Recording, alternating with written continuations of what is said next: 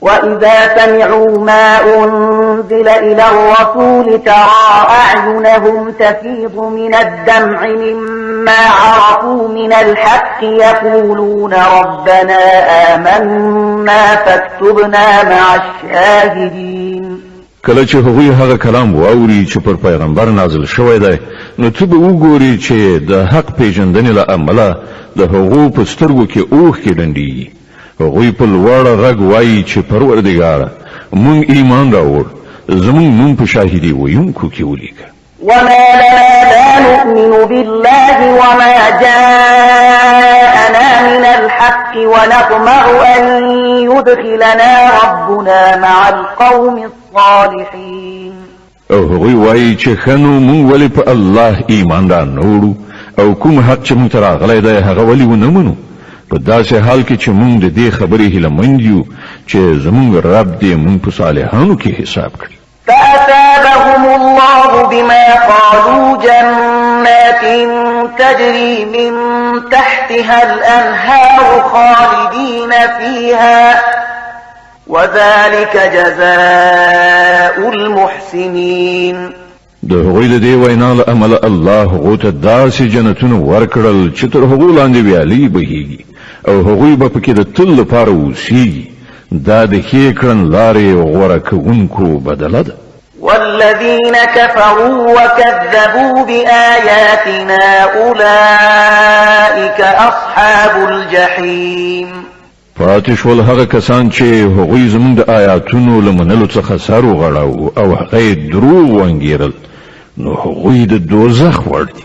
يا أيها الذين آمنوا لا تحرموا طيبات ما أحل الله لكم ولا تعتدوا إن الله لا يحب المعتدين. اے مؤمنانو کوم پاک شیان چې الله ستاسو لپاره حلال کړی دي هغه مه حراموئ او له حد نه تیری مه کوئ. تیری کوونکي د الله ډیر بدی سي.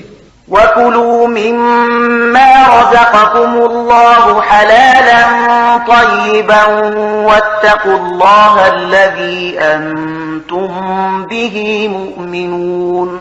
څه شی چې الله حلال او پاک روزي تاسو ته درکړی ده هغه خورئ څښئ او د هغه خدای له نافرمانۍ څخه په څنګ اوسئ چې پر هغه مو ایمان راوړی دی.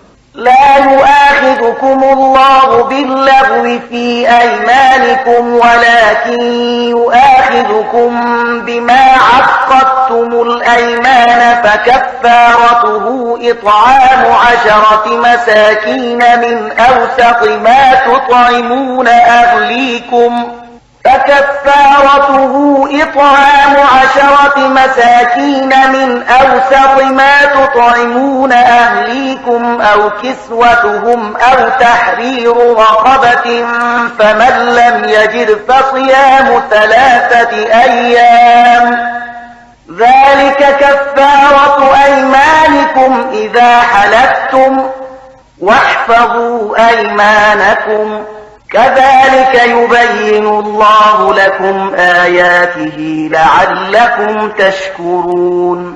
تاسو چې کومې بابیزا او غیر ارادي لوړې کوي یعنی قسمونه خوري پر هغو مو الله نه نیسي.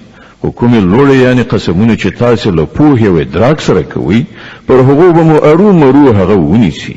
د داسې قسمونو ماتولو کفارت دا ده چې لسو مسکینانو ته له هغو منځنۍ درجې خوړو څخه ورکړئ چې تاسو یې خپلې کورنۍ ته ورکوئ یا هغوی په جامه پټ کړئ یا یو غلام آزاد کړئ او څوک چې د دې وسو نه لري هغه د 3 ورځې روژه ونیسي. دا ستاسې د قسمونو کفاره ده چې کله قسم وخورئ او ماتې کړئ د خپلو قسمونو ساتنه وکړئ. په دې توګه الله خپل حکمونه تاسو ته څرګندوي. پکار ده چې تاسو شکر وباسئ. يا أيها الذين آمنوا إنما الخمر والميسر والأنصاب والأزلام رجس من عمل الشيطان فاجتنبوه لعلكم تفلحون. اے مؤمنان دا شراب قمار دا درشله یعنی نسب شوی تیږي د عبادت لپاره او غشي د بخت ازمایلو په خاطر د ټول ناولی او شیطانی کارونه دي. له هغونه ډډه وکړئ هیله ده چې تاسو ته به برای در په برخه شي. إنما يريد الشيطان أن يوقع بينكم العداوة والبغضاء في الخمر والميسر ويصدكم عن ذكر الله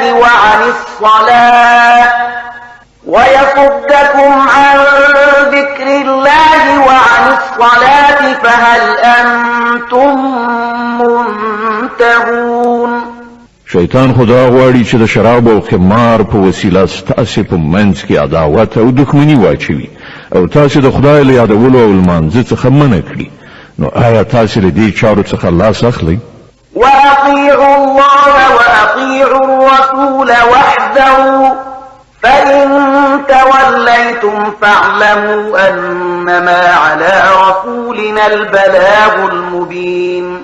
د الله او د هغه د پیغمبر خبره ومنئ او د الله او د هغه د رسول نافرمانی څخه رامنه شئ. خو که تاسو حکم ته شا کړه وپوهیږئ چې زموږ پر پیغمبر د څرګند حکم رسولو مسؤلیت ليس على الذين آمنوا وعملوا الصالحات جناح فيما طعموا إذا ما اتقوا وآمنوا وعملوا الصالحات ثم اتقوا وأحسنوا والله يحب المحسنين. څوک چې ایمان راوړي او غوره چارې سرته ورسوي هغوی چې مخکې څه خوړلي څښلي وو په هغو به ونیول شي په دې شرط چې په آینده کې له هغو شیانو څخه ځان وژغوري چې حرام کړای شوي دي او پر ایمان ټینګ ودرېږي او ښه کارونه وکړي. بیا چې له کومو شیانو منع وشي له هغو څخه لاس واخلي او څه چې د خدای امر وي هغه ومني. بیا د خدای له ویرې سره ښه کړنلاره ونیسي. الله نیک عمله خلق خوښوي. يا أيها الذين آمنوا ليبلونكم الله بشيء من الصيد تناله أيديكم ورماحكم ليعلم الله من يخافه بالغيب فمن اعتدى بعد ذلك فله عذاب أليم. اے مؤمنانو، الله به تاسو د هغه ښکار په وسیله په سخت ازموینه کې واچوي چې بیخي ستاسو د لاسونو او نیزو تر کنټرول لاندې راغلي وي. د دې لپاره چې ولیدل شي چې له تاسو نه څوک له هغه نه په غیاب کې ویریږي. نو چا چې له دې اخطار نه وروسته د الله له ټاکل شوي حد نه تیری وکړ د هغه لپاره دردناک عذاب دی. يا أيها الذين آمنوا لا تقتلوا الصيد وأنتم حرم ومن قتله منكم متعمدا فجزاء مثل ما قتل من النعم يحكم به ذوى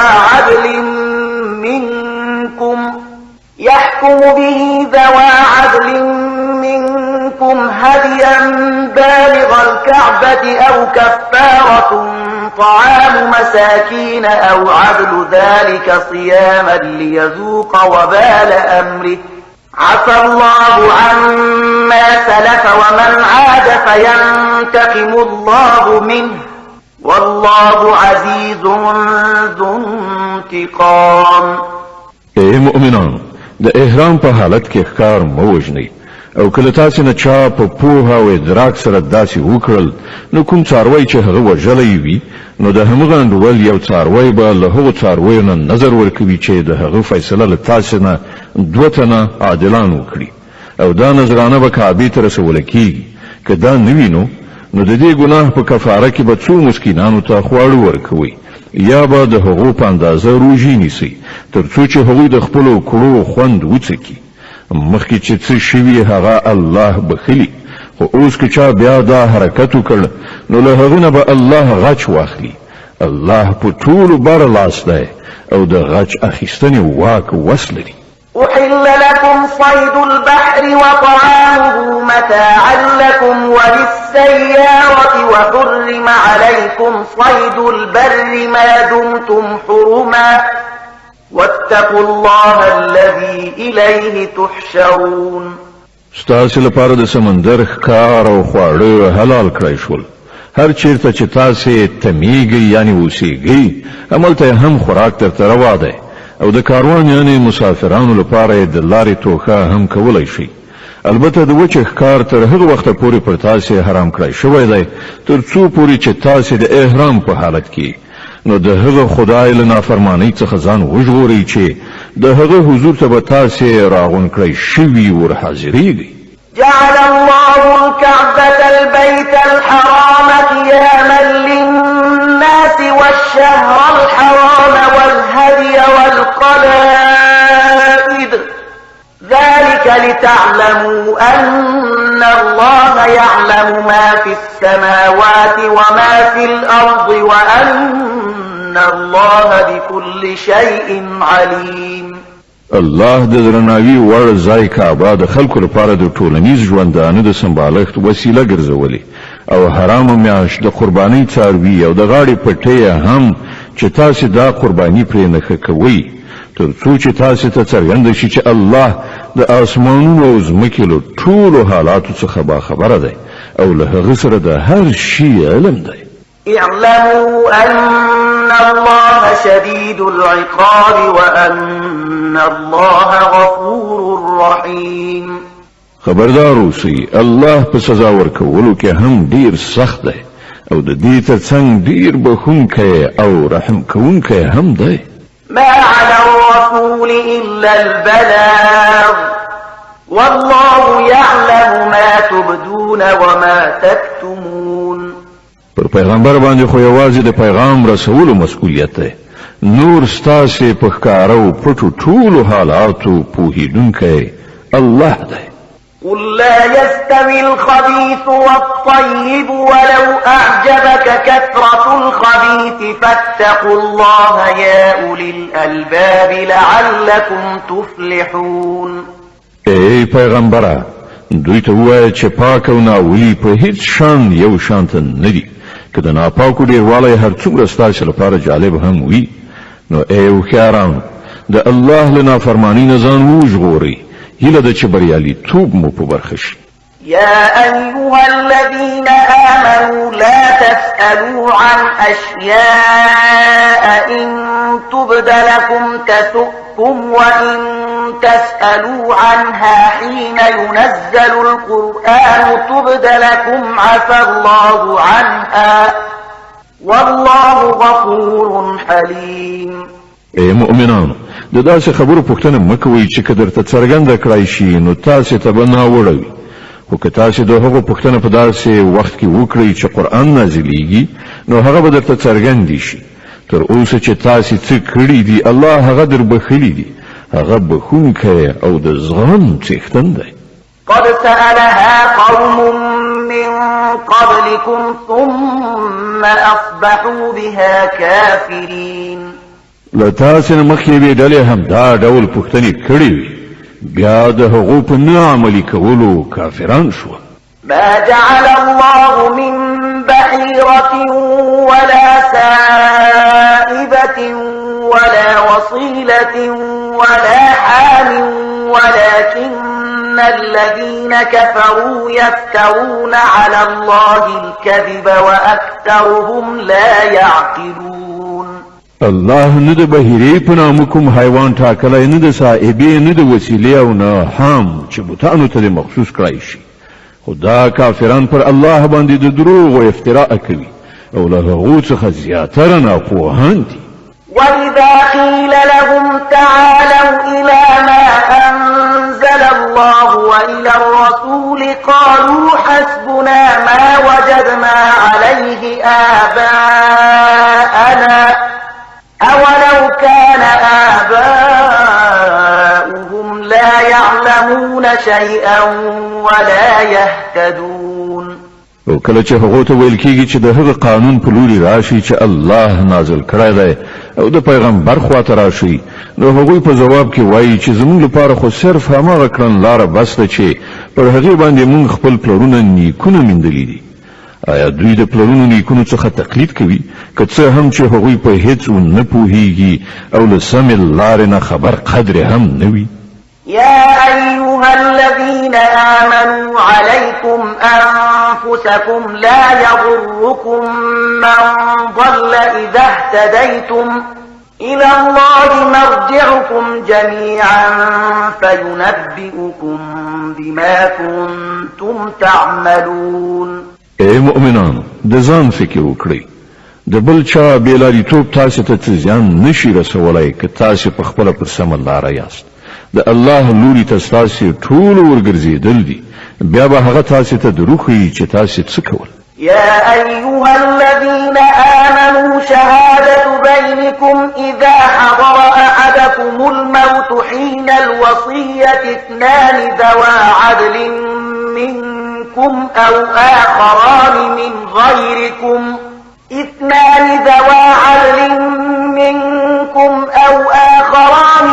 غيركم إن أنتم ضربتم في الأرض فأصابتكم مصيبة الموت تحبسونهما من بعد الصلاة فيقسمان بالله إن ارتبتم لا نشتري به ثمنا ولو كان ذا قربى ولا نكتم شهادة الله إنا إذا لمن الآثمين. اے مؤمنانو، کله چې له تاسو نه د کوم چا د مرګ وخت راشي او هغه وصیت کوي، نو د هغه لپاره د شاهدۍ نصاب دا دی چې له تاسو نه د دوه عادلان شاهدان ونیول شي. یا که تاسو د پردیسۍ په حالت کې یاست او هلته د مرګ مصیبت مخې ته راشي، نو له غیر مسلمانانو څخه د دوه شاهدان ونیول شي. بیا که څه شک پیدا شي، نو له لمانځه نه وروسته د دواړه شاهدان په جومات کې ستانه کړی شي او هغوی د په خدای قسم وکړي، ودې وایي چې موږ د څه شخصي ګټې په بدل کې د شاهدۍ پلورونکي نه یو، او که څوک زموږ څه خپلوانه هم وي، موږ د هغه مراعات کوونکي نه یو، او نه موږ د خدای لپاره شاهدي پټوونکي یو. که موږ داسې وکړل نو په ګناهکارانو کې دې وشمېرل شو. فإن عثر على أنهما استحقا إثما فآخران يقومان مقامهما من الذين استحق عليهم الأوليان فيقسمان بالله لشهادتنا أحق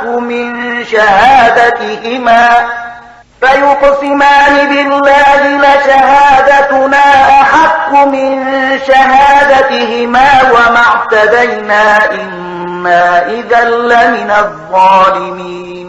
خو که ښکاره شي چې دغو دواړو خپل ځان په ګناه کې اخته کړی دی، نو بیا د هغو په ځای دې دوه نور داسې کسان چې د هغوی په پرتله د شاهدۍ ویلو زیات اهلیت لري، له هغو خلکو څخه دې راپاڅېږي چې د هغو حق خوړل شوی وي، او هغوی د په خدای قسم وخوري، ودې وایي چې زموږ شاهدي د هغو د شاهدۍ په پرتله زیاته په حق ده، او موږ په خپله شاهدۍ کې څه زیاته نه دی کړی. که موږ داسې وکړو نو له ظالمانو څخه دې وشمېرل شو.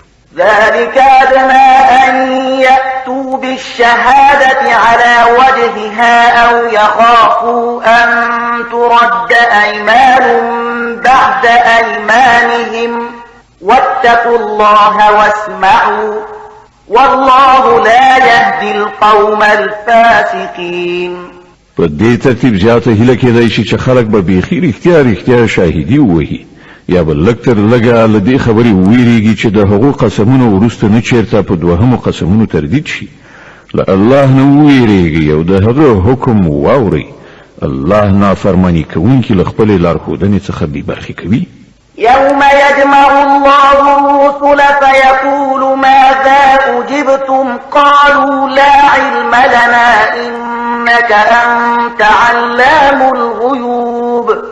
په هغه ورځ چې الله ټول پیغمبران را ټول کړي، پوښتنه وکړي چې تاسو ته څه ځواب درکړل شو، نو هغوی به عرض وکړي چې موږ هیڅ نه پوهیږو، همدا ته په ټولو پټو حقایقو پوهیږي.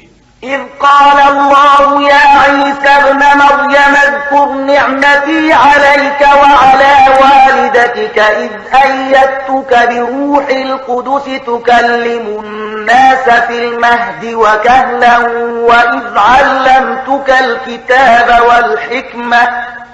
وإذ علمتك الكتاب والحكمة والتوراة والإنجيل وإذ تخلق من الطين كهيئة الطير بإذني فتنفخ فيها فتكون طيرا بإذني وتبرئ الأكمه والأبرص بإذني وتبرئ الأكمه والأبرص بإذني وإذ تخرج الموتى بإذني وإذ كففت بني إسرائيل عنك إذ جئتهم بالبينات فقال الذين كفروا وإذ كففت بني إسرائيل عنك إذ جئتهم بالبينات فقال الذين كفروا منهم إن هذا إلا سحر مبين.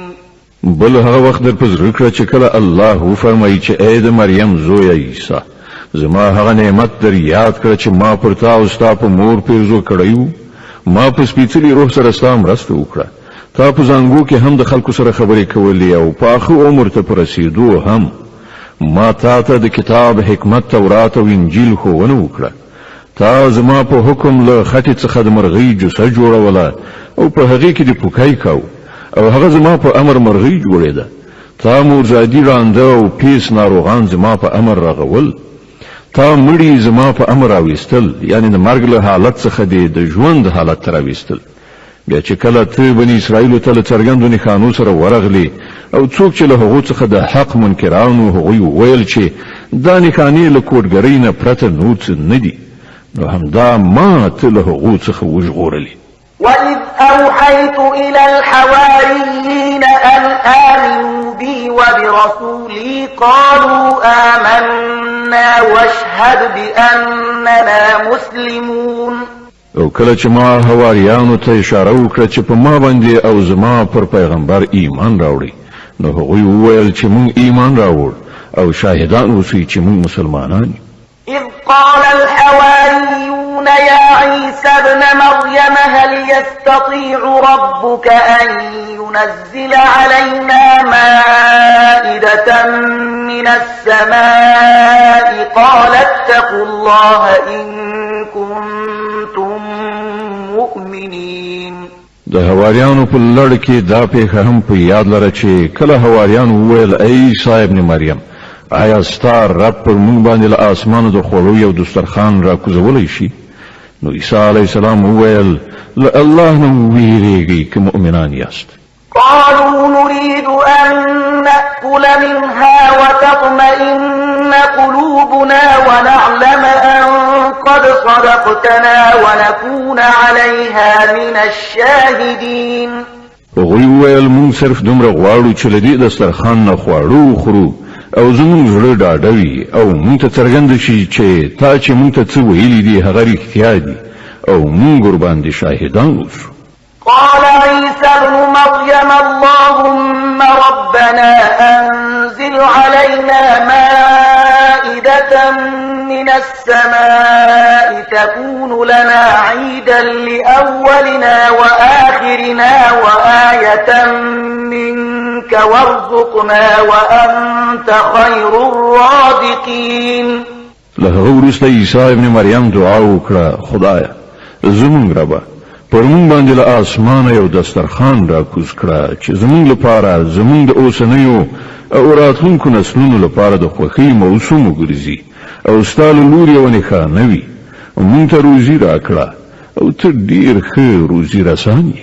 قال الله إني منزلها عليكم فمن يكفر بعد منكم فإني أعذبه عذابا لا أعذبه أحدا من العالمين. الله جواب ورکړ زه پر تاسو باندې د هغه را کوزونکی یم خو وروسته له هغه چې له تاسو نه څوک کافر شي هغه ته به زه داسې سزا ورکړم چې په نړۍ کې مې هیچ چاته نه وي ورکړي. وإذ قال الله يا عيسى ابن مريم أأنت قلت للناس اتخذوني وأمي إلهين من دون الله قال سبحانك ما يكون لي أن أقول ما ليس لي بحق إن كنت قلته فقد علمته تعلم ما في نفسي ولا أعلم ما في نفسك إنك أنت علام الغيوب. لنډه دا کله چې د دې ښېګڼو په یادولو الله وفرمایي چې ای عیسی ابن مریم آیا تا خلکو ته ویلي وو چې له خدایه پرته ما او زما مور هم په خدایي سره ونیسئ نو هغه به په ځواب کې عرض وکړي چې سبحان الله زما دا کار نه و چې هغه څه مې ویلي وای چې د هغې ویل زما لپاره حق نه و که ما داسې خبره کړې وي نو ته به ارومرو پرې عالم یې ته پوهېږي پر هغه څه چې زما په زړه کې دي او زه پر هغه څه نه پوهېږم چې ستا په زړه کې دي ته خو پر ټولو پټو حقایقو عالم یې ما قلت لهم إلا ما أمرتني به أن اعبدوا الله ربي وربكم وكنت عليهم شهيدا ما دمت فيهم فلما توفيتني كنت أنت الرقيب عليهم وأنت على كل شيء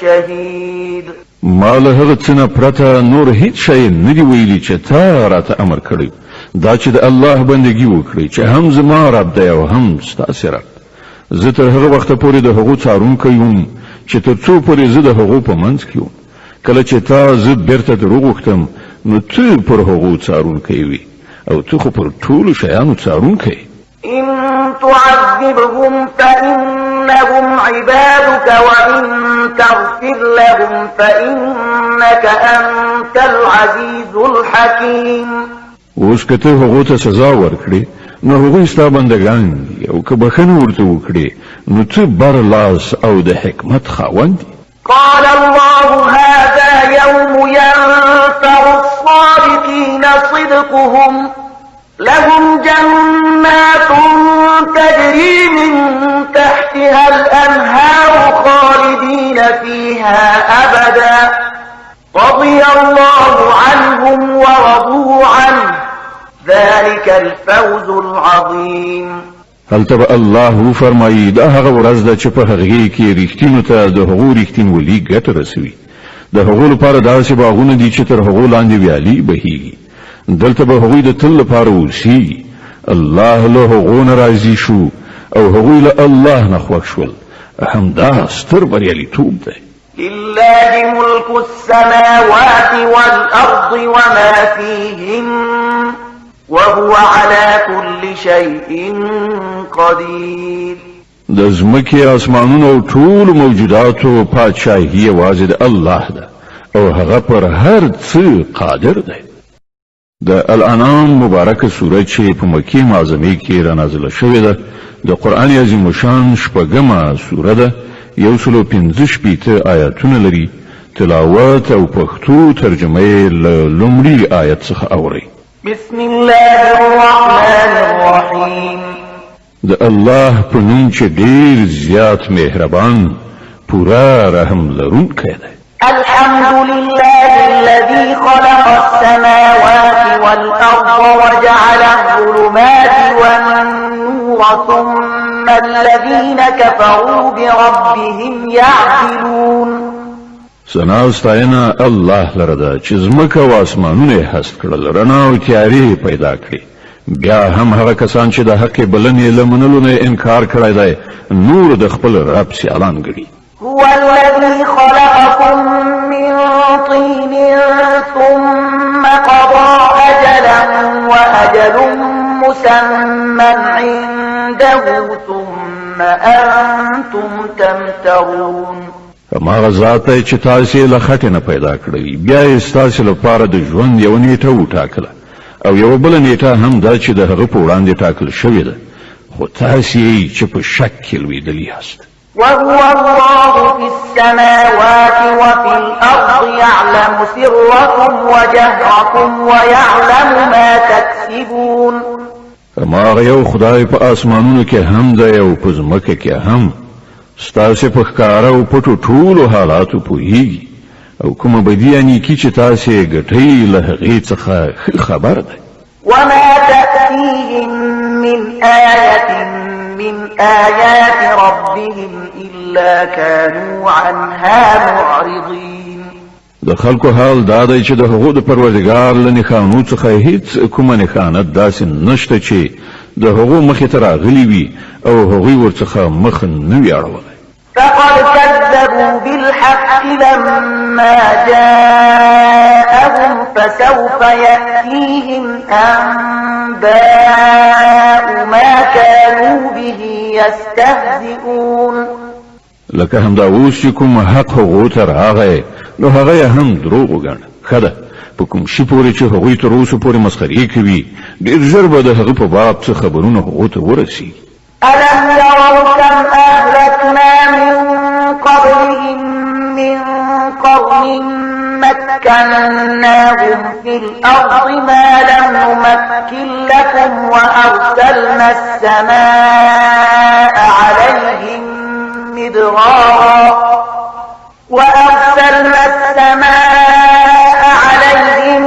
مدرارا وجعلنا الأنهار تجري من تحتهم فأهلكناهم بذنوبهم وأنشأنا من بعدهم قرنا آخرين. ایا هغوی نه دي لیدلي چې له هغو نه مخکې څومره داسې ملتونه موږ تباه کړي دي چې د هر یو په خپل خپل دور کې نوم او واکمني وه؟ موږ په ځمکه کې هغو ته هغه وس واک وربښلی و چې تاسې ته مو نه دی دربښلی. پر هغو مو له اسمانه ښه ورښتونه وکړل او د هغو نه لاندې مو ویالې وبهولې. او کله چې هغوی د نعمت ناشکري وکړه نو په پای کې موږ د هغو د ګناهونو په مجازات کې هغوی تباه کړل او د هغوی په ځای مو د بل دور ملتونه راپورته کړل. ولو نزلنا عليك كتابا في قرطاس فلمسوه بأيديهم لقال الذين كفروا إن هذا إلا سحر مبين. ای پیغمبره، کوم پر تا باندې په کوم کاغذ کې لیکلای کتاب هم نازل کړی وای او خلکو هغه په خپل لاسونو سره لمس کړی لیدلای هم وای، هلته به هم هغو کسانو چې له حق څخه منکر شوي دي همدا خبره کوله چې دا خو ښکاره کوډي دي. وقالوا لولا أنزل عليه ملك ولو أنزلنا ملكا لقضي الأمر ثم لا ينظرون. وایي چې پر دغه پیغمبر ولې کومه پرښته نه ده نازله شوې. که چېرته مونږ پرښته راکوزه کړې وای نو تر اوسه به د وخته فیصله شوې وه، بیا هغوی ته څه مهلت نه ورکول کېده. ولو جعلناه ملكا لجعلناه رجلا وللبسنا عليهم ما يلبسون. او که مونږ پرښته راکوزه کړې وای بیا مو هغه په انساني بڼه کې نازلوله او په دې ډول به مو دوی په همغه شک کې اخته کړي وو چې په هغه کې اوس دوی اخته دي. ولقد استهزئ برسل من قبلك فحاق بالذين سخروا منهم ما كانوا به يستهزئون. اے محمد صلی الله علیه وسلم، لتانه مخکې هم په ډیرو پیغمبرانو پورې ملنډې وهل شوي دي، خو پر هغو ملنډو وهونکو باندې په پای کې هماغه حقیقت مسلط کړی شو چې هغوی پرې تمسخر کاوه. قل سيروا في الأرض ثم انظروا كيف كان عاقبة المكذبين. دوی ته ووایه لږ شان د ځمکې پر مخ وګرځئ راوګرځئ وګورئ چې دروغ ګڼونکي له کوم سرنوشت سره مخامخ شوي دي. قل لمن ما في السماوات والأرض قل لله كتب على نفسه الرحمة ليجمعنكم إلى يوم القيامة لا ريب فيه الذين خسروا أنفسهم فهم لا يؤمنون. له دوی نه ته پوښتنه وکړه په اسمانونو او ځمکه کې چې څه دي هغه د چا دي؟ وایه هر څه یوازې د الله دي. هغه د رحم او پیرزوینې کړنچاره پر خپل ځان لازمه کړې ده. د قیامت په ورځ به هغه تاسې ټول ارومرو راټول کړي. دا حقیقت هیڅ د اشتباه وړ نه دی. کوم خلکو چې په خپل لاس خپل ځانونه د تباهي په خطر کې اچولي دي هغوی نه مني. وله ما سكن في الليل والنهار وهو السميع العليم. د شپې په ترږمۍ او د ورځې په روښنایي کې چې څه استوګن دي ټول د الله دي او هغه هر څه اوري او په هر څه پوهیږي.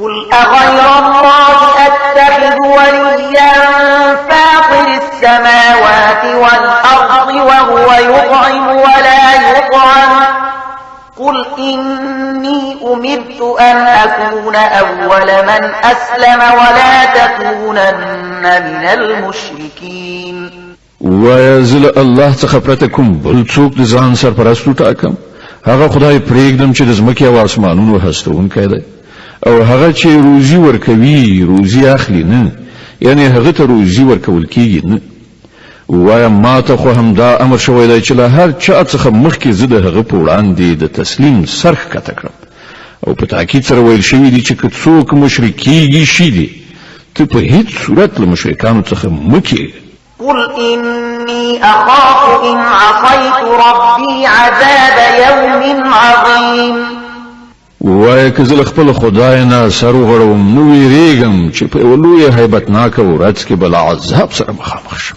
من يصرف عنه يومئذ فقد رحمه وذلك الفوز المبين په هغه ورځ چې څوک له عذاب وژغورل شو پر هغه باندې الله ډیر لوی رحم وکړ او همدا څرګند بریالیتوب دی وإن يمسسك الله بضر فلا كاشف له إلا هو وإن يمسسك بخير فهو على كل شيء قدير که الله تا ته کوم ډول زیان ورسوي نو له هغه پرته بل څوک نشته چې تا له هغه زیان څخه وژغورلی شي او که هغه تا ته په کومه ښېګڼه ګټه در واړوي نو هغه د هر څه وس واک لري وهو القادر فوق عباده وهو الحكيم الخبير هغه پر خپلو بندگانو پوره برلاسی واکمن دی او د حکمت څښتن او باخبره دی قل أي شيء أكبر شهادة قل الله شهيد بيني وبينكم وأوحي إلي هذا القرآن لأنذركم به ومن بلغ أئنكم لتشهدون أن مع الله آلهة أخرى قل لا أشهد قل إنما هو إله واحد وإنني بريء مما تشركون لدوینه پوښتنه وکړه د چا شاهدی تر هر چا لویه ده و زما او ستاسې ترمنځ الله شاهد دی او دا قرآن ماته د وحی په وسیله را لېږل شوی دی تر څو چې تاسې او هغه څوک چې دا ورته رسیږي ټول خبردار کړم آیا په رښتیا سره تاسې دا شاهدي وهلی شئ چې له الله سره نور خدایان هم شته وایه زه خو دا شاهدي هیڅکله نشم ویلی وایه خدای خو هماغه یو دی او زه له هغه شرک څخه په قطعي ډول بیزار یم چې تاسې پکې اخته یاست الذين آتيناهم الكتاب يعرفونه كما يعرفون أبناءهم الذين خسروا أنفسهم فهم لا يؤمنون کوم کسانو ته چې مونږ کتاب ورکړی دی هغوی دا خبره داسې بې له اشتباه څخه پیژني لکه چې هغوی د خپلو زامنو په پیژندنه کې له هیڅ اشتباه سره نه مخامخ کیږي او کوم کسانو چې په خپل ځان په تباهۍ کې اچولی دی هغوی دا نه مني ومن أظلم ممن افترى على الله كذبا أو كذب بآياته إنه لا يفلح الظالمون او له هغه چانه به غټ ظالم څوک وي چې پر الله باندې د دروغ او بهتان ووایي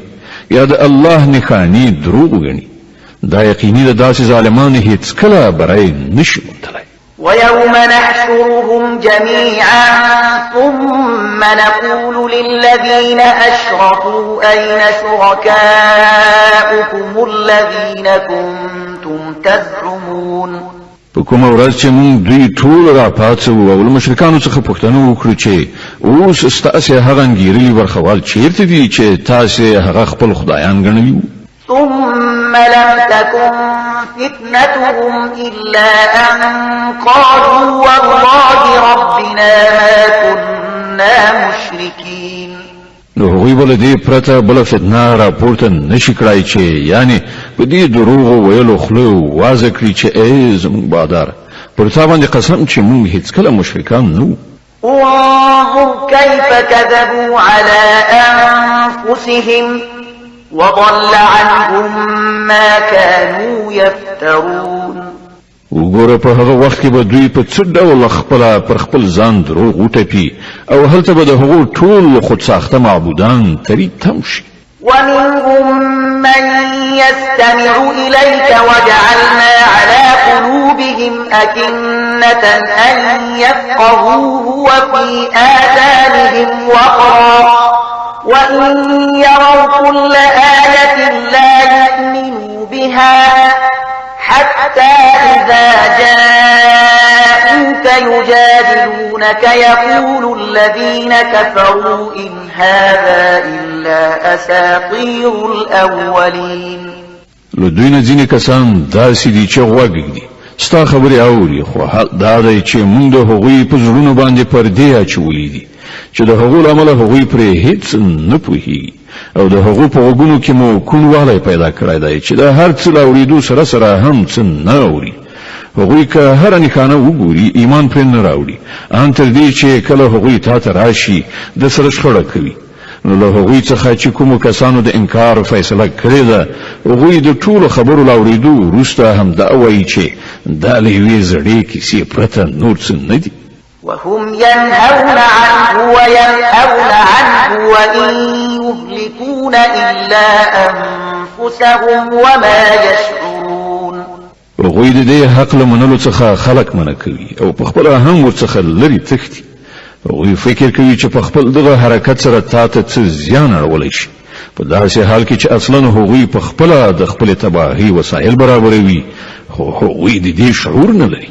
ولو ترى وقفوا على النار فقالوا يا ليتنا نرد ولا نكذب بآيات ربنا ونكون من المؤمنين. کاش کې تا د هغه وخت حالت لیدلی شوای چې هغوی د دوزخ په غاړه ودرول شي. په هغه وخت کې به هغوی وایي چې کاش کې څه داسې چاره کېدی چې موږ بیرته دنیا ته لیږل شوي وای او د خپل رب نښانې به مو دروغ نه ګڼلې او ایمان به مو راوړی. بل بدا لهم ما كانوا يخفون من قبل ولو ردوا لعادوا لما نهوا عنه وإنهم لكاذبون. په حقیقت کې به هغوی دا خبره صرف له دې کبله وکړي چې په کوم حقیقت باندې چې هغوی پرده غوړولې وه په هغه وخت کې به هغه بې پردې څرګند د هغوی په مخ کې ایښي وي او که هغوی بیرته د خپل پخواني ژوندانه لوري ته ولېږل شي نو بیا به همغه هر څه سرته ورسوي چې هغوی ورڅخه منع کړی شوي دي. هغوی خو دي دروغجن له دې امله د خپلې دغې هیلې په څرګندولو کې به هم له دروغو ویلو څخه کار واخلي. وقالوا إن هي إلا حياتنا الدنيا وما نحن بمبعوثين. ولو ترى وقفوا على ربهم قال أليس هذا بالحق قالوا بلى وربنا قال فذوقوا العذاب بما كنتم تكفرون. نن دوی وایي ژوند چې هر څه دی صرف د همدې دنیا ژوند دی او موږ به له مرګ وروسته هیڅکله دوهم ځل پام نه څکولی شو. کاش کې تا هغه منظر لیدلی شوای چې کله دوی د خپل رب په وړاندې ودرولی شي په هغه وخت کې به د هغو رب له هغو څخه پوښتنه وکړي آیا دا حقیقت نه دی؟ دوی به ووایي ولې نه؟ ای زموږ ربه همدا حقیقت دی. هغه به وفرمایي ښه نو اوس له حقیقت څخه د خپل انکار په مجازات کې د عذاب خوند واخلئ. قد خسر الذين كذبوا بلقاء الله حتى إذا جاءتهم الساعة بغتة قالوا يا حسرتنا على ما فرطنا فيها وهم يحملون أوزارهم على ظهورهم ألا ساء ما يزرون. زیان من شول هغه کسان چې له الله سره د خپل یو ځای کېدو خبرې دروغ وګڼ کله چې په ناڅاپي ډول هغه ساعت را ورسیږي نو همدا خلک به ووایي خواشیني ده لمونږ په دې کار کې څومره نیمګړتیا وشوه او د دوی به دا حال وي چې په خپلو اوږو به یې د خپلو ګناهو پیټه یې راخیستی وي. وګوره څومره ناکاره پیټی دی چې دوی یې په اوږو اخلي. وما الحياة الدنيا إلا لعب ولهو وللدار الآخرة خير للذين يتقون يتقون أفلا تعقلون. د دنیا ژوند خو یو لوبه او یو ننداره ده. په حقیقت کې هماغه د آخرت مینه د هغو خلکو لپاره ډیره ښه ده چې غواړي له زیانکارۍ وژغورل شي. نو آیا تاسې له پوهې څخه کار نه اخلئ؟ قد نعلم إنه ليحزنك الذي يقولون فإنهم لا يكذبونك ولكن الظالمين بآيات الله يجحدون. اے محمد صلی الله علیه وسلم، مونږ ته ښکاره ده چې کومې خبرې چې دا خلک جوړوي پر هغو سره ته ځورېږي، خو دا خلک تا نه دروغجن کوي بلکې دا ظالمان اصلا د الله له آیاتونو څخه منکري. ولقد كذبت رسل من قبلك فصبروا على ما كذبوا وأوذوا حتى أتاهم نصرنا ولا مبدل لكلمات الله ولقد جاءك من نبأ المرسلين.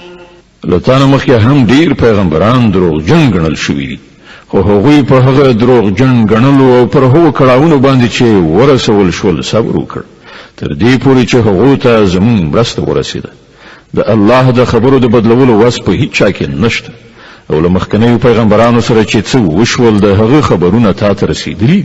وإن كان كبر عليك إعراضهم فإن استطعت أن تبتغي نفقا في الأرض أو سلما في السماء فتأتيهم بآية ولو شاء الله لجمعهم على الهدى فلا تكونن من الجاهلين. بیا هم که د هغو خلکو مخړونه ستا لپاره د زغملو وړ نه وي، نو که دې زور رسیږي په ځمکه کې تونل ولټوه یا اسمان ته زینه کېږده او هغوی ته د کومې نښانې راوړلو هڅه وکړه. که الله غوښتي وای نو هغوی ټولې پر سمه لاره راغونډولی شول. نو ناپوهه کېږه مه. إنما يستجيب الذين يسمعون والموتى يبعثهم الله ثم إليه يرجعون. د حق بلنې ته هغه خلک لبیک وایي چې اورېدونکي دي. پاتې شول مړي نو هغوی خو به الله له قبرونو څخه راپاڅوي او بیا به هغوی د هغه محکمې ته د وړاندې کېدو لپاره بیرته راوستل شي. وقالوا لولا نزل عليه آية من ربه قل إن الله قادر على أن ينزل آية ولكن أكثرهم لا يعلمون. دوی وایي چې پر دغه پیغمبر باندې د دوی د رب له لوري کومه نښانه ولې نه نازلېږي. وایه الله د نښانې نازولو بشپړ وس واک لري، خو له هغو څخه زیاتره خلک په ناپوهۍ کې اخته دي. وما من دابة في الأرض ولا طائر يطير بجناحيه إلا أمم أمثالكم ما فرطنا في الكتاب من شيء ثم إلى ربهم يحشرون.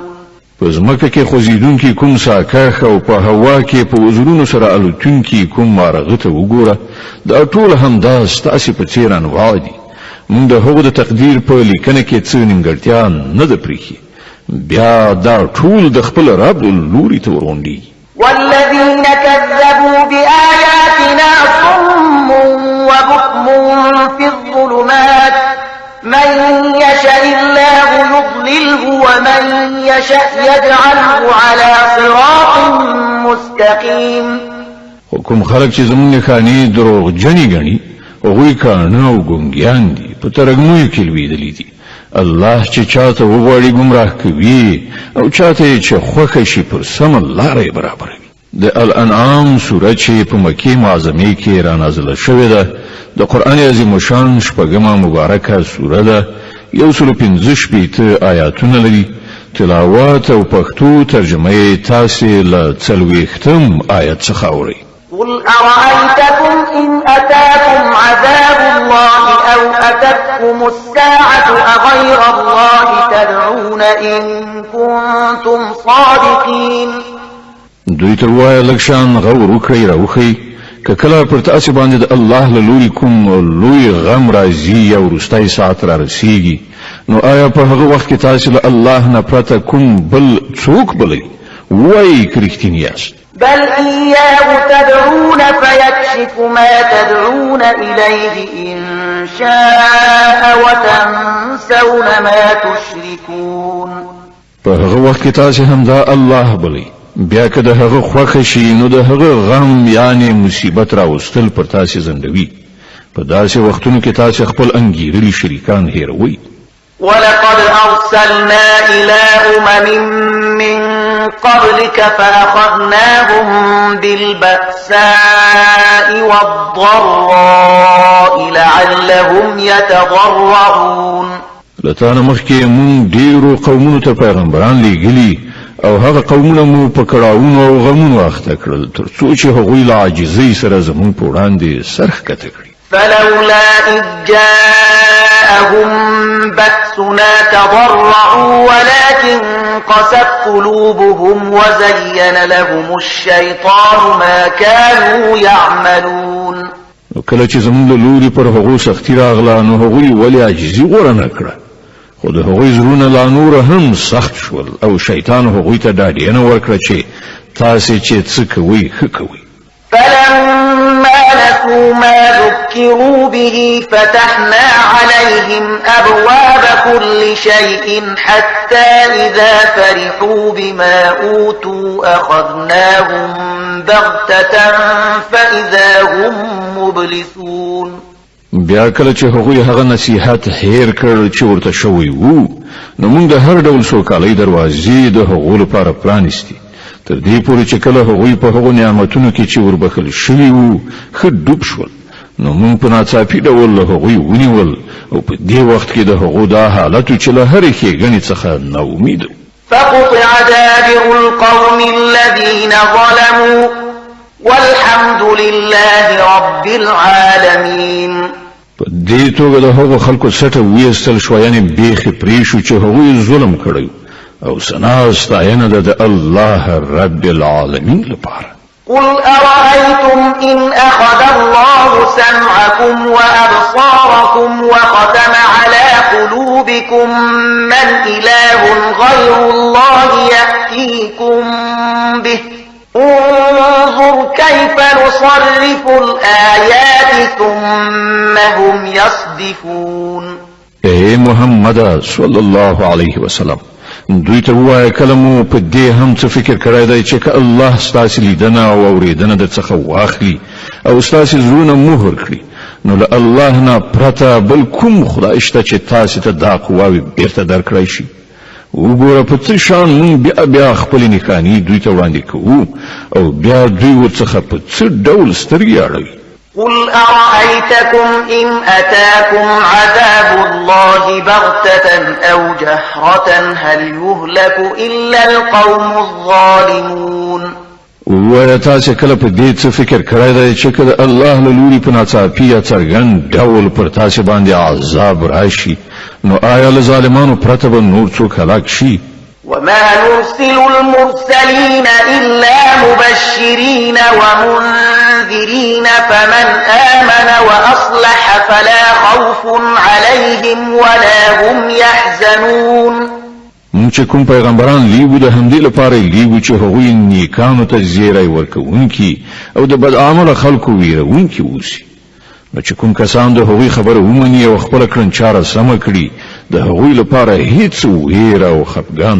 نشته والذين كذبوا بآياتنا يمسهم العذاب بما كانوا يفسقون او کوم خلک چې زموږ آیاتونه دروغ غني هغوی ته به د خپل سرغړونو په مجازات کې عذاب ورسي قل لا أقول لكم عندي خزائن الله ولا أعلم الغيب ولا أقول لكم إني ملك إن أتبع إلا ما يوحى إلي قل هل يستوي الأعمى والبصير أفلا تتفكرون اے محمد صلی الله علیه وسلم دوی ته وایا زه تاسو ته دا نه وایم چې ما سره د الله خزانې دي نه زه د غیب علم لرم او نه دا وایم چې زه پرېښته یم زه خو یوازې د هغې وحی پیروي کوم چې ما ته را استوله کیږي بیا له دوی نه پوښتنه وکړه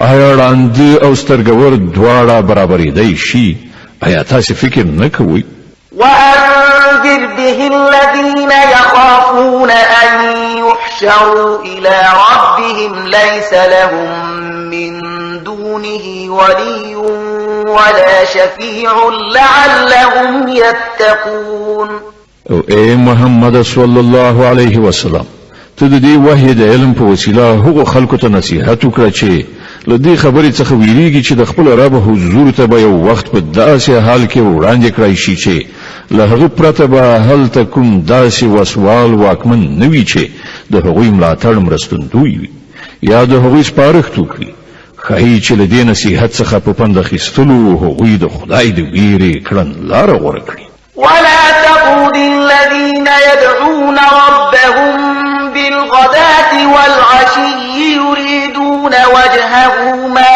عليك من حسابهم من شيء وما من حسابك عليهم من شيء ما عليك من حسابهم من شيء وما من حسابك عليهم من شيء فتطردهم فتكون من الظالمين او کوم خلک چې شپه او ورځ رب ته لاس په دعا دي او د هغه خوښي غواړي هغوی له خپل ځانه لرې مشړه د هغوی له حساب نه د هیڅ شي پیټی پر تا نشته او ستا له حساب نه د هیڅ شي پیټی پر هغو نشته د دې لپاسه هم که ته هغوی لرې وشړې نو په ظالمانو کې به وشمېرل شي وكذلك فتنا بعضهم ببعض ليقولوا أهؤلاء من الله عليهم من بيننا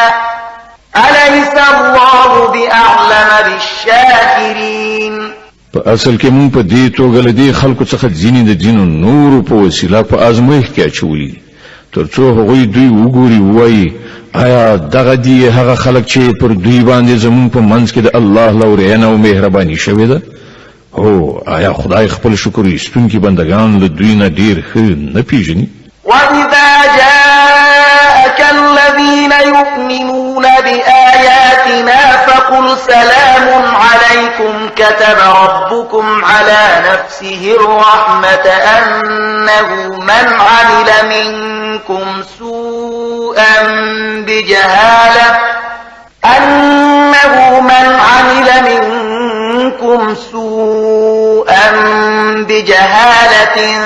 ثم تاب من بعده وأصلح فأنه غفور رحيم کله چې تا ته هغه خلک راشي چې زمون پر آیاتونو ایمان راوړي نو هغوی ته ووایه سلام پر تاسې ستاسې رب د رحم او مهربانۍ کړنچاره پر خپل ځان باندې لازمه کړې ده دا د هغه رحم او مهرباني ده چې کله تاسې نه څوک په ناپوهۍ سره د کومې بدۍ مرتکب شوی وي بیا له هغه وروسته توبه وباسي او خپله رویه اصلاح کړي نو هغه ورته بښنه کوي او له نرمۍ څخه کار اخلي وكذلك نفصل الآيات ولتستبين سبيل المجرمين او په دې ډول مونږ خپل نښانې په ډاګه څرګنده وړاندې کوو ترڅو چې د مجرمانو لاره بیخي ښکاره شي قل إني نهيت أن أعبد الذين تدعون من دون الله قل لا أتبع أهواءكم قد ضللت إذا وما أنا من المهتدين اے محمد صلی الله علیه وسلم دوی ته وایي چې تاسو چې له الله نه پرته نور بلئ د هغو له بندګۍ کولو نه زه منع کړی شوی یم ووایه زه به ستاسې د نفسي غوښتنو پیروي ونه کړم که ما داسې وکړل نو ګمراه شوم او د سمې لارې موندونکو څخه نه شوم قل إني على بينة من ربي وكذبتم به ما عندي ما تستعجلون به إن الحكم إلا لله يقص الحق وهو خير الفاصلين وایه زه د خپل رب له لوري څخه پر یو روښانه دلیل ولاړ یم او تاسې هغه دروغ ګڼلی دی. اوس زما په واک کې هغه څه نشته چې د هغو لپاره تاسې تلوار نیولی یاست. د فیصلې ټول واک د الله دی. همغه حق بیانوي او همغه ډیر ښه فیصله کوونکی دی. قل لو أن عندي ما تستعجلون به لقضي الأمر بيني وبينكم والله أعلم بالظالمين. وای که چیرته هغه شی زما په واک کې وای چې تاسو په تلوار سره د هغه غوښتنه کوئ نو زما او تاسو ترمنځ به د وخت فیصله شوې وه. خو الله ډیر ښه پوهیږي چې له ظالمانو سره څه معامله کول غواړي.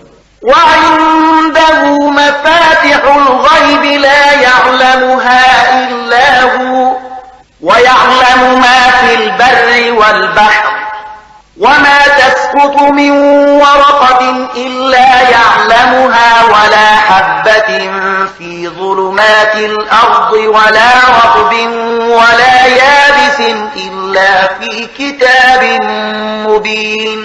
له همغه سره د غیبو کلیګانې دي چې له هغه نه پرته بل څوک پرې نه پوهي. په وچه او اوبو کې چې هر څه دي له ټولو څخه هغه خبر دی. له ونې څخه کومه راولیدونکې پاڼه داسې نشته چې هغه پرې عالم نه وي. د ځمکې په ترږمۍ پردو کې کومه دانه داسې نشته چې هغه ورڅخه باخبره نه وي. وچ او لانده ټول په یو روښانه کتاب کې لیکل شوي. وهو الذي يتوفاكم بالليل ويعلم ما جرحتم بالنهار ثم يبعثكم فيه ليقضى أجل مسمى ثم إليه مرجعكم ثم ينبئكم بما كنتم تعملون. ما غځای چې د شپې ستاسې ساګانې اخلي او د ورځې چې څه کوي پر هغو پوهیږي. بیا په بل ورځ هغه تاسو د همدې ژوند ژواک په نړۍ کې راپاڅوي تر څو چې د ژوند ټاکلې موده سرته ورسیږي. په پای کې د همغه لوري ته تاسو ورګرځېدل دي. بیا به هغه تاسو ته وښیي چې تاسو څه کوئ. وهو القاهر فوق عباده ويرسل عليكم حفظة حتى إذا جاء أحدكم الموت توفته رسلنا وهم لا يفرطون. پر خپل بندگانو هغه بشپړ وس واک لري او پر تاسو څارونکي ټاکي لیږي تر دې پورې چې کله له تاسو څخه د کوم یو د مرګ نیټه رارسیږي نو د هغه لیږل شوي پرښتې د هغه ساه اخلي او د خپل فریضې په سرته رسولو کې یو بڅری لنډون نه کوي. ثم ردوا إلى الله مولاهم الحق ألا له الحكم وهو أسرع الحاسبين. بیا ټول د الله د خپل حقیقي بادار په لوري بیرته راوستل کی. خبردار اوسئ د فیصلې ټولې واکمنۍ د همغه په لاس کې دي او هغه په حساب اخیستو کې ډیر چټک دی.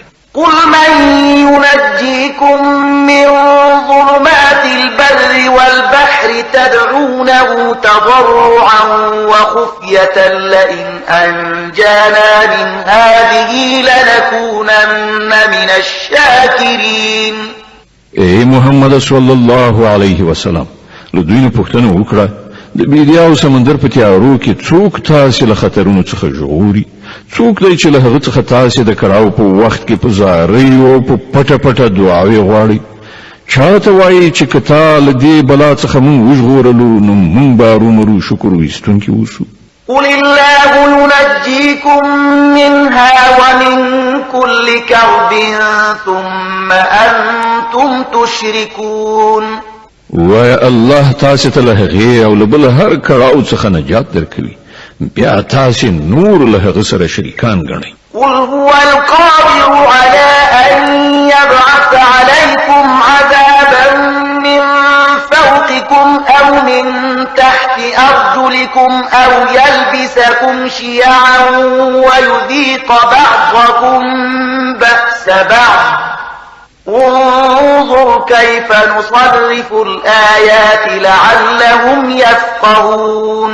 وایا هغه په دې قادر دی چې پر تاسو کوم عذاب له پاسه نازل کړي یا تاسو تر قدمونو لاندې نه راپورته کړي یا تاسو په ډلو ویشي په یوې ډلې باندې د بلې ډلې د زور خوند وڅکي. وګوره موږ په څه شان په مکرره توګه له بېلابېلو لارو څخه خپلې نښانې دوی ته وړاندې کوو، ښایي چې دوی په دې حقیقت باندې وپوهېږي. وكذب به قومك وهو الحق قل لست عليكم بوكيل. ستا قوم له هغه څخه انکار کوي، حال دا دی چې هغه حقیقت دی. دوی ته ووایه چې زه پر تاسې باندې د محافظ په حیث نه یم مقرر شوی. لكل نبأ مستقر وسوف تعلمون. د هر خبره د څرګندېدو وخت ټاکلی دی. ډیر ژر به تاسې په خپله په عاقبت باندې پوه شئ. د الانعام سوره چې په مکې معظمې کې را نازله شوې ده د قرآن عظیم الشان شپږمه مبارکه سوره ده. 115 آیاتونه لري. تلاوت او پښتو ترجمه یې له 88 آیت څخه اورئ. وإذا رأيت الذين يخوضون في آياتنا فأعرض عنهم حتى يخوضوا في حديث غيره وإما ينسينك الشيطان فلا تقعد بعد الذكرى مع القوم الظالمين.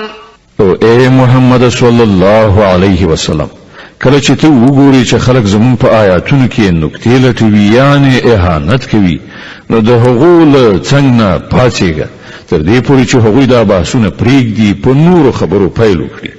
او که کله شیطان تا په هیره کې واچوي، نو چې څه وخت دا خطا احساس کړي، له هغه وروسته بیا د دې ظالمانو څنګ ته مه کښېنه. وما على الذين يتقون من حسابهم من شيء ولكن ذكرى لعلهم يتقون. د هغوی له حساب څخه د هیڅ کوم شي مسؤلیت پر پرهیزګارانو باندې نشته. البته نصیحت کول فریضه ده، ښایي چې هغوی له غلطې لارې راواوړي. وذر الذين اتخذوا دينهم لعبا ولهوا وغرتهم الحياة الدنيا وذكر به أن تبسل نفس بما كسبت ليس لها من دون الله ولي ولا شفيع وإن تعدل كل عدل لا يؤخذ منها أولئك الذين أبسلوا بما كسبوا لهم شراب من حميم وعذاب أليم بما كانوا يكفرون. هغه خلک پرېږده چې هغوی خپل دین لوبه او ننداره جوړه کړې ده او د دنیا ژوندانه غولولي دي. هو خو د دې قرآن په اورولو نصیحت کوونکی او پند ورکوونکی اوسه چې چیرته کوم څوک د خپلو کړو وړو په ګناه کې اخته نشي، او اخته هم په داسې حال کې وي چې له الله نه د هغه د ژغورلو لپاره کوم ملاتړ او مرستندوی او سپارښتکوونکی نه وي.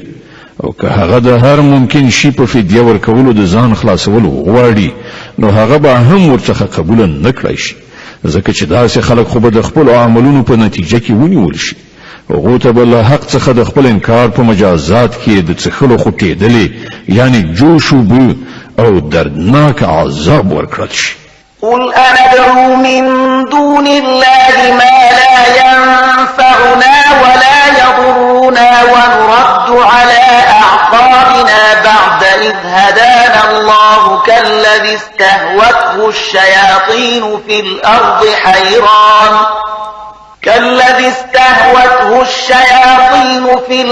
حيران له أصحاب يدعونه إلى الهدى ائتنا قل إن هدى الله هو الهدى وأمرنا لنسلم لرب العالمين. اے محمد صلی الله علیه وسلم، لدوی نه پوښتنه وکړه آیا موږ الله نه پرته هغه وبلو چې نه موږ ته ګټه رسولای شي نه زیان؟ او کله چې الله موږ ته سمه لاره راښودلې ده، نو آیا موږ اوس په خپلو پوندو شاته وڅرخیږو؟ آیا موږ خپل حالت د هغه چا په څیر کړو چې شیطانانو هغه په بیدیا کې لار ورکای کړی وي او هغه حیران د اللهانده ګرځي را ګرځي په داسې حال کې چې ملګري ورته نارې وهي چې داسې راشه دا سمه لاره ده؟ وایه په حقیقت کې خو سمه رهبري یوازې د الله رهبري ده، او د هغه لخوا مونږ ته دا امر شوی دی چې د کائناتو د څښتن په وړاندې د اطاعت سرخ کته کړی. وأن أقيموا الصلاة واتقوه وهو الذي إليه تحشرون. المنز قائم کړی او د هغه له نافرمانی څخه ځان وژغورئ. د همغه لوري ته ستاسې ټول ورتګ دی.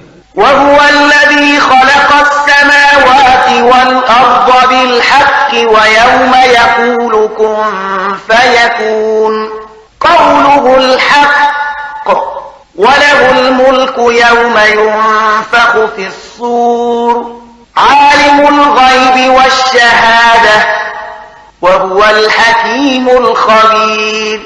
کما ذات دی چې اسمانونه او ځمکه په حق پیدا کړی او په کومه ورځ چې هغه وایي چې پاتې را ټول شي په همغه ورځ به هغه هم داسې شي. د هغه وینا حق ده او په کومه ورځ چې شپېلې یعنی سور پوکړای شي په هغه ورځ به پاچاهي د همغه وي. هغه په پټو او ښکارو هر څه پوه دی او د حکمت خاوند او با خبر دی. وإذ قال إبراهيم لأبيه آزر أتتخذ أصناما آلهة إني أراك وقومك في ضلال مبين. د ابراهیم علیه السلام ماجرا یاد کړه چې کله هغه خپل پلار آزر ته ویلیو آیا ته بوتان په خدای سره نیسي؟ زه خو تا او ستا قوم په ښکاره ګمراهۍ کې وینم. وكذلك نري إبراهيم ملكوت السماوات والأرض وليكون من الموقنين. مون په دې ډول ابراهیم علیه السلام ته د ځمکې او اسمانونو د سلطنت نظام ورښودلی او د دې لپاره مو ښودلی و چې هغه له باور کوونکو څخه شي. فلما جن عليه الليل رأى كوكبا قال هذا ربي فلما أفل قال لا أحب الآفلين. لکه چې کله شپه پرې خوره شوه نو هغه یو ستوری ولید وی ویل دا زما رب دی او کله چې هغه پرېوته نو وی ویل په پرېوتونکي پورې خو زما زړه تړلی نه دی. فلما رأى القمر بازغا قال هذا ربي فلما أفل قال لئن لم يهدني ربي لأكونن من القوم الضالين. بیا چې کله سپوږمۍ ځلانده تر سترګو شوه نو وی ویل دا دی زما رب خو کله چې هغه هم پرېوتله نو وی ویل که زما رب ما ته لارښوونه نه وای کړې نو زه به هم له ګمراهانو څخه شوی وای. فلما رأى الشمس بازغة قال هذا ربي هذا أكبر فلما أفلت قال يا قوم إني بريء مما تشركون. بیا چې کله لمر روښانه ولید نو وی ویل دا دی زما رب دا تر ټولو لوی دی. او کله چې هغه هم پرېوت نو ابراهیم आवाज وکړ ای قومه زه له هغو ټولو نه بیزار یم چې تاسې هغه له خدای سره شریک کړئ. إني وجهت وجهي للذي فطر السماوات والأرض حنيفا وما أنا من المشركين. ما خو یو لوري ته په میلان کولو د هغه ذات خواته مخړولای دی چې هغه ځمکه او اسمانونه پیدا کړي او زه هیڅ کله له شرک کوونکو څخه نه یم. وحاجه قومه قال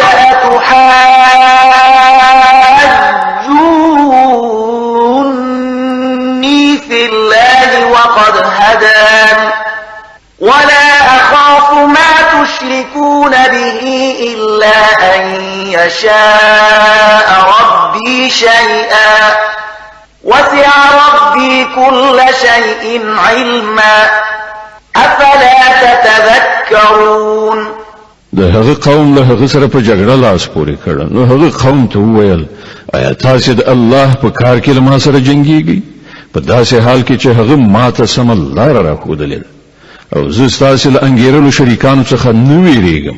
هو که زما د رب څه خوښه وي نو هغه ارومرو کېدای شي زما د رب علم پر هر څه باندې خور شوی دی نو آیا تاسې فکر من کیږي نه یعنی پن نه اخلي وكيف أخاف ما أشركتم ولا تخافون أنكم أشركتم بالله ما لم ينزل به عليكم سلطانا فأي الفريقين أحق بالأمن إن كنتم تعلمون او زه ستاسې له انګېرلو خدایانو څخه ولې ویرېږم چې کله تاسې له الله سره په خدایي کې د هغو شیانو په شریکولو نه ویرېږي چې د هغو لپاره پر تاسې باندې کوم سند نه دی نازل کړی شوی له موږ دواړو ډلو نه کومه یوه زیاته د نه ویرېدو او ډاډینې وړه ده راوښیي که تاسې څه علم لرئ الذين آمنوا ولم يلبسوا إيمانهم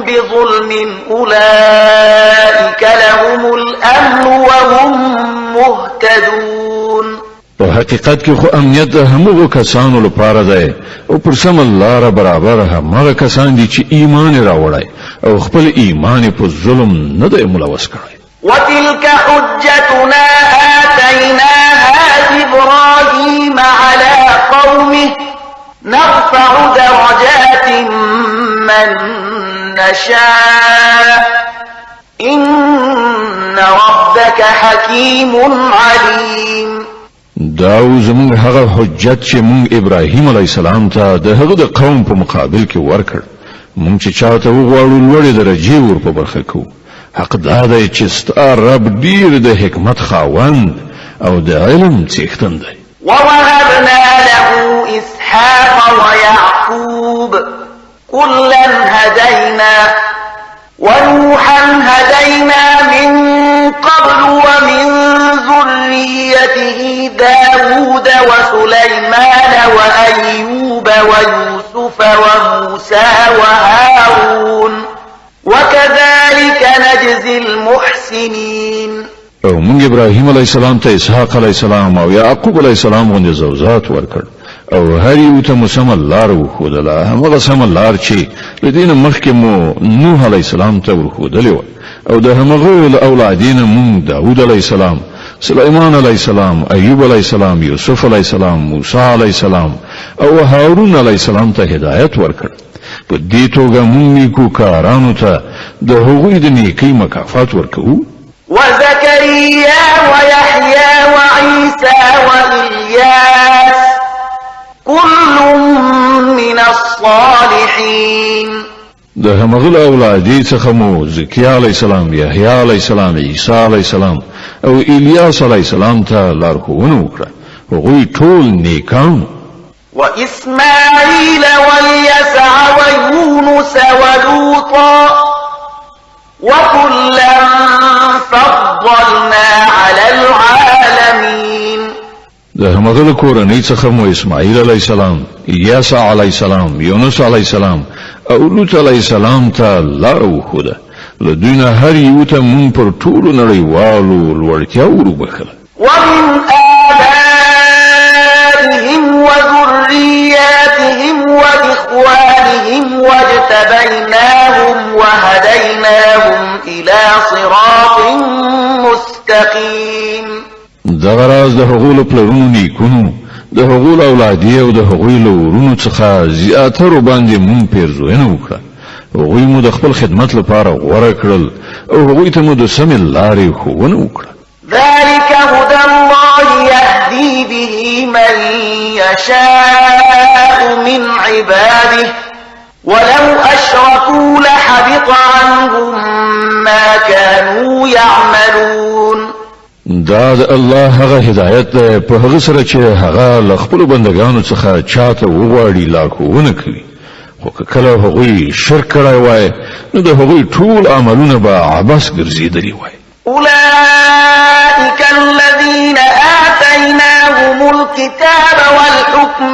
والنبوة فإن يكفر بها هؤلاء فقد وكلنا بها قوما ليسوا بها بكافرين دا همغه کسانو چې موږ ورته کتاب شریعت او پیغمبري ورکړي و اوس که دا خلک د هغه له منلو څخه انکار کوي نو پروا نشته مونږ څه نورو خلکو ته دا نعمت ورسپارلی دی چې له هغه څخه منکران نه دي. أولئك الذين هدى الله فبهداه مقتده قل لا أسألكم عليه أجرا إن هو إلا ذكرى للعالمين.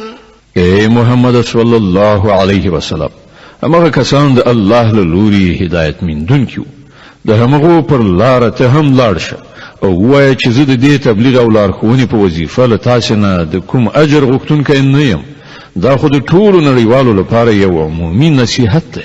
وما قدر الله حق قدره إذ قالوا ما أنزل الله على بشر من شيء قل من أنزل الكتاب الذي جاء به موسى نورا وهدى للناس تجعلونه قراطيس تبدونها وتخفون كثيرا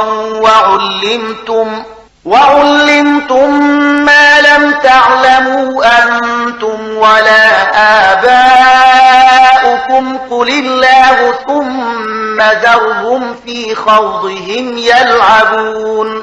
دوی د الله صحیح قدر او ستاینه ونکړه چې کله چې وویل الله پر کوم انسان باندې څه نه دی نازل کړي. له دوی نه پوښتنه وکړه نو بیا هغه کتاب چې موسی علیه السلام راوړی و چې د ټولو انسانانو لپاره روښنايي او هدایت و چې تاسې هغه ټوټې کوئ، لږ څه ښکاره کوئ او ډېر څه پټوئ او د هغه په وسیله تاسې ته هغه علم درکړی شو چې نه له تاسې سره و او نه ستاسې له پلار نیکه سره. ښه نو د هغه نازلونکی څوک و؟ صرف دومره ووایه چې الله بیا یې په خپلو دلیل بازیو کې لوبو کولو ته پرېږده. وهذا كتاب أنزلناه مبارك مصدق الذي بين يديه ولتنذر أم القرى ومن حولها والذين يؤمنون بالآخرة يؤمنون به وهم على صلاتهم يحافظون. د همغه کتاب په څیر دا یو کتاب دی چې موږ نازل کړی دی، له خیر او برکت نه ډک دی. د هغه څه تصدیق کوي چې له دنه مخکې راغلي او د دې په خاطر نازل کړی شوی دی چې تاسې د هغه په وسیله د کلیو دا مرکز یعنی مکه او د هغې په شاوخوا کې اوسېدونکي تنبیه کړئ. کوم خلک چې آخرت مني هغوی په دې کتاب ایمان راوړي او هغوی داسې دي چې د خپلو لمونځونو پابندي کوي. ومن أظلم ممن افترى على الله كذبا أو قال أوحي إلي ولم يوح إليه شيء ومن قال سأنزل مثل ما أنزل الله ولو ترى إذ الظالمون في غمرات الموت والملائكة باسطوا أيديهم أخرجوا أنفسكم اليوم تجزون عذاب الهون بما كنتم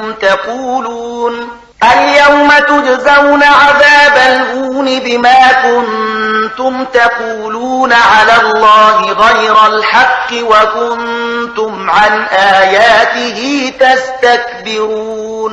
او له هغه چانه به بل لوی ظالم څوک وي چې په الله پورې د دروغ بهتانو تړي یا وایي چې پر ما باندې وحی راغلی ده په داسې حال کې چې پر هغه باندې کومه وحی نه وي نازله کړی شوی، یا هغه څوک چې د الله د نازل کړي شي په مقابله کې وایي چې زه به هم داسې شی نازل کړم. کاش کې ته ظالمان په هغه وخت کې ولیدلای شي چې هغوی د ځنکدن په سختیو کې غوټې وهونکي وي او پرښتې په لاس غځولو ورته ویونکي وي چې راوړئ وباسئ خپله ساه. نن به تاسې ته د هغو خبرو په مجازات کې رسوا کوونکی عذاب درکړی شي چې تاسې په الله پورې د ناحقه تور په ټپلو کولې او د هغه د آیاتونو په مقابل کې مو سرغړونې څخه کار اخیست. ولقد جئتمونا فرادا كما خلقناكم أول مرة وتركتم ما خولناكم وراء ظهوركم وما نرى معكم شفعاءكم الذين زعمتم أنهم فيكم شركاء لقد تقطع بينكم وضل عنكم ما كنتم تزعمون. او الله بووی دادا وستاسې همغسې یک تنها زما په وړاندې حاضر شوي لکه څنګه چې مونږ په لومړي ځل تاسې یوازې پیدا کړي وي. څه چې مونږ تاسې ته په دنیا کې درکړي وو هغه ټول تاسې شاته پریښي راغلي یاست. او اوس مونږ له تاسې سره ستاسې هغه سپارښت کوونکي هم نه وینو چې د هغو په باب ستاسې دا ګمانو چې ستاسې د چارو په برابرولو کې هغوی هم یو څه برخوال دي. ستاسې ټولې خپل منځي اړیکې پرېکړه شوې او هغه ټول د څخه ورک شول چې تاسې د هغو ګمان درلود. إن الله فالق الحب والنوى يخرج الحي من الميت ومخرج الميت من الحي ذلكم الله فأنا تؤفكون. د دانې او زړی چونکی الله دی. همغه ژوندی له مړي څخه باسي او همغه مړی له ژوندي نه باسي. د دې ټولو چارو سرته رسونکی خو الله دی. نو تاسې کوم لوري ته اوښتونکي یاست؟ فالق الإصباح وجعل الليل سكنا والشمس والقمر حسبانا ذلك تقدير العزيز العليم. هماغه د شپې پرده چیروي سهار را باسي. همغه شپه د رام کولو وخت ګرځولې ده. همغه د لمر او سپوږمۍ د ختلو پریوتلو حساب ټاکلی دی. دا ټول د همغه ستر قدرت او علم لرونکي ټاکلي اندازې دي. وهو الذي جعل لكم النجوم لتهتدوا بها في ظلمات البر والبحر قد فصلنا الآيات لقوم يعلمون. او همغه ذات دی چې ستاسو لپاره ستوري د بيدیا او سمندر په ترګمویو کې د لارې پیژندلو وسیله وګرځول. وګورئ مونږ نښانې په ډاګه ښکارا بیان کړي دي د هغو خلکو لپاره چې علم لري. وهو الذي أنشأكم من نفس واحدة فمستقر ومستودع قد فصلنا الآيات لقوم يفقهون. او همغه ذات چې تاسو له یو نفس څخه پیدا کړی بیا د هر یو لپاره د تقرر نیولو یو ځای دی او یو د هغه د ورسپارنې ځای. دا نښانې موږ د هغو خلکو لپاره څرګندې کړي دي چې پوهه او ادراک لري. وهو الذي أنزل من السماء ماء فأخرجنا به نبات كل شيء فأخرجنا منه خضرا نخرج منه حبا متراكبا ومن النخل من طلعها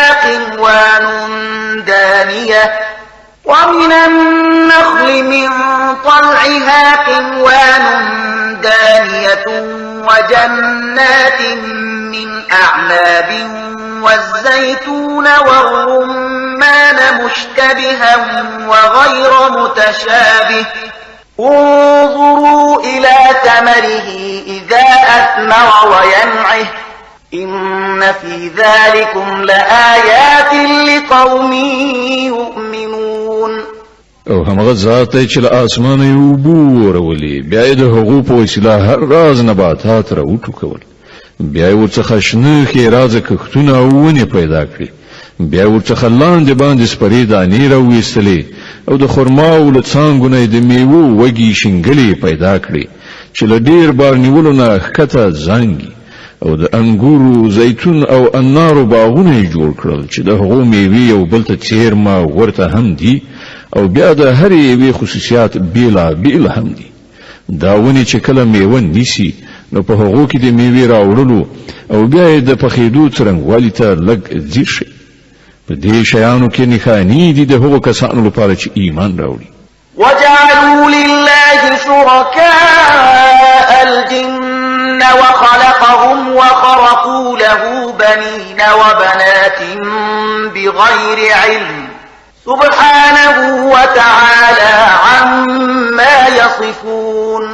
د دې لپاسه هم خلکو پیریان له الله سره شریکان وانګیرل په داسې حال کې چې هغه د هغو خالق دی او بے پوهې او بے ادراکه د هغه لپاره زامن او لونی جوړ کړي په داسې حال کې چې هغه له هغو خبرو څخه پاک او ډیر لوړ دی چې دوی کوي. بديع السماوات والأرض أنا يكون له ولد ولم تكن له صاحبة وخلق كل شيء وهو بكل شيء عليم. هغه خو د اسمانونو او ځمکې هستونکی دی. د هغه کوم زوی له کومه کېدای شي چې له سره څوک د هغه د ژوند ملګری نشته. هغه هر څه پیدا کړی دي او هغه په هر څه پوهېدونکی دی. ذلكم الله ربكم لا إله إلا هو خالق كل شيء فاعبدوه وهو على كل شيء وكيل. دا د الله ستاسو رب، هیڅ کوم بل خدای له هغه پرته نشته، د هر څه خالق. نو له دې عمله تاسو د همغه بندګي وکړئ او هغه د هر شي ساتونکی څارونکی دی. لا تدركه الأبصار وهو يدرك الأبصار وهو اللطيف الخبير. کتنې هغه نشي موندلای او هغه کتنې موندلای شي. هغه ډیر زیات باریک بین او با خبره دی. قد جاءكم بصائر من ربكم فمن أبصر فلنفسه ومن عمي فعليها وما أنا عليكم بحفيظ. وګورئ تاسو د رب له لوري نه د کتنې وړ روښنایي راغلي دي. اوس چې څوک له بینایي څخه کار واخلي د ځان لپاره به ګټه وکړي او څوک چې ځان روند واچوي خپل ځان ته به زیان واړوي. زه پر تاسو باندې کوم پیردار نه یم. وكذلك نصرف الآيات وليقولوا درست ولنبينه لقوم يعلمون. په دې ډول موږ خپل آیتونه بیا په بیلابیلو ډولونو بیانوو او د دې لپاره بیانوو چې دا خلک به وایي تا له چا څخه زده کړه کړې ده او کوم کسان چې عالمان دي د هغو لپاره موږ حقیقت روښانه کړو. اتبع ما أوحي إليك من ربك لا إله إلا هو وأعرض عن المشركين. اے محمد صلی الله علیه وسلم د هغه وحی پیروي کوونکی اوسه چې پر تا باندې ستاسو رب له لوري نازله شوې ده، ځکه چې له هغه یو رب نه پرته بل کوم خدای نشته او په دې مشرکانو پسې پل مه وهه. ولو شاء الله ما أشركوا وما جعلناك عليهم حفيظا وما أنت عليهم بوكيل. کله الله خوښ وای نو هغه په خپل داسې لار چاره برابر ولای شو چې دا خلک مشرکان شوي نه وای. ته مونږ پر هغه باندې پیرادار نه ټاکلای او نه ته پر هغه باندې مسلط ساتونکې. ولا تسبوا الذين يدعون من دون الله فيسبوا الله عدوا بغير علم كذلك زينا لكل أمة عملهم ثم إلى ربهم مرجعهم فينبئهم بما كانوا يعملون. اے مؤمنان دا خلک چې الله نه پرته څوک بلی هغوی ته کنځلې مه کوئ. چیرته داسې ونشي چې دوی له شرک نه په نور الله وړاندې تک سره د ناپوهۍ له امله الله ته کنځلې وکړي. مونږ خو په همدې ډول د هرې ډلې لپاره د هغې کړه وړه ښایسته کړي دي. بیا د هغوی د همغه خپل رب په لوري ورګرځېدل دي. په هغه وخت کې به هغه ورته څرګنده کړي چې هغوی څه کړي دي. وأقسموا بالله جهد أيمانهم لئن جاءتهم آية ليؤمنن بها قل إنما الآيات عند الله وما يشعركم أنها إذا جاءت لا يؤمنون. دوی له سختو قسمونو خوړلو سره وایي چې کوم ته کومه نښانه راشي نو موږ پر ایمان راوړو. اے محمد صلی الله علیه وسلم دوی ته وایي چې نښانې خو له الله سره دي او تاسو څنګه وپوهول شئ چې که نښانې را هم شي نو دوی ایمان راوړونکي نه دي.